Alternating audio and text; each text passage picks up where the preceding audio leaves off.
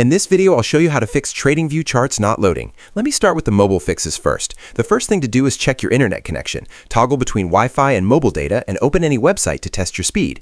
If other pages are loading slowly, the issue may be your connection and not TradingView. Next, force close the app and reopen it. On iPhone, swipe up from the bottom and remove TradingView from your recent apps. On Android, go to Settings, then Apps, then TradingView, and tap Force Stop. Then reopen the app.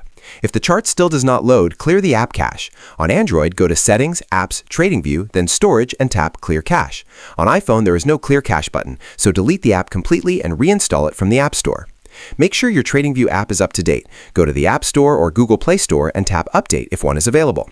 If a specific symbol or layout is causing the issue, try switching to a different symbol. If that loads fine, go to Layouts and create a fresh new layout. Try logging out and back in to refresh your session. Go to your profile, tap Log Out, close the app, reopen it, and sign back in. Now for web or desktop fixes. Clear your browser cache. In Chrome, go to Settings, Privacy, and Clear Browsing Data. Clear cached images and cookies, then restart your browser.